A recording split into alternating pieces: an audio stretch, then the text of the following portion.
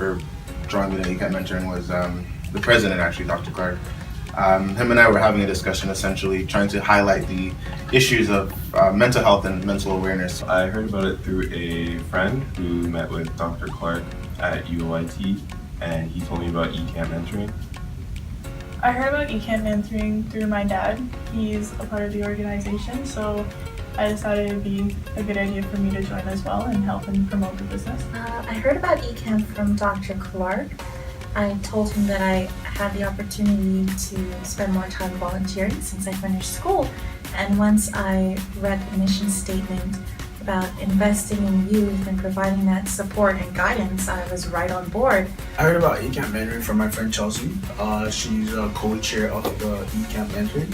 She's been volunteering here since she was in high school. So she told me about the program and she told me what it did and what it was about. So I decided to join because I liked the idea behind it.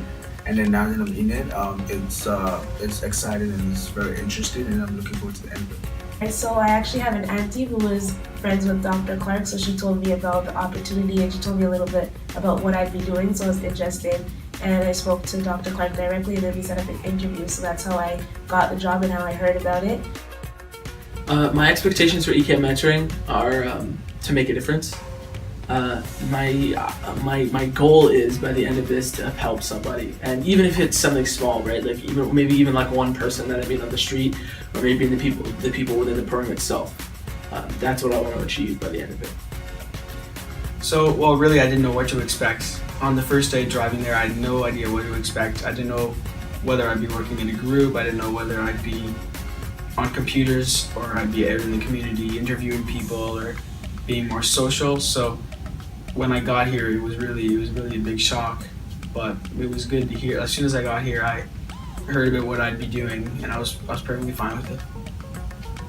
I expected to be able to network with a lot of people and meet people who will help guide me, just like Dr. Clark, I would say, is one of my mentors, to help guide me to get to where I want to be. I expected a dedicated group of people who were really intent on making Oshawa a better place. I think it's a phenomenal opportunity for young individuals to get together and, think as a group. It is an amazing organization, and they are trying to get a lot done with the underprivileged people in the community of Durham, which we do know that obviously they weren't shown for all the things that they have done, and this is a great opportunity for them to be published and have their stories. I think it's a great opportunity for young people to come together and work in an atmosphere and not only not have idle hands. I'm learning how to research much more efficiently, which is going to help me in the long run for school and for future jobs and opportunities. So yeah, I definitely feel like eCamp mentoring is helping me excel. How I can make a change in my community and do better things with my time. I want to know more, basically. Know more about Oshawa environment. So I really want to develop my interpersonal skills, my people skills.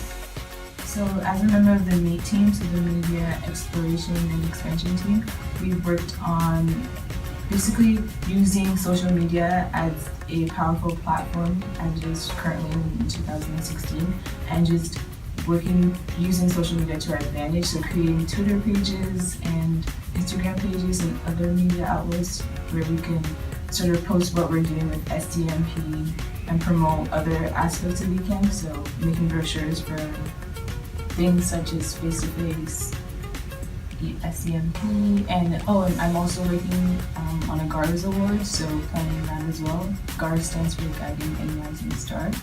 The final projects are looking beautiful in terms of the interview. We already have our first two underrepresented contributors in Mr. Clark, who is a trade union president, the second president of the Jamaican Culture Club of Oshawa, and Dr. George Blake, who is the founder of Pinewood Mental Health Center.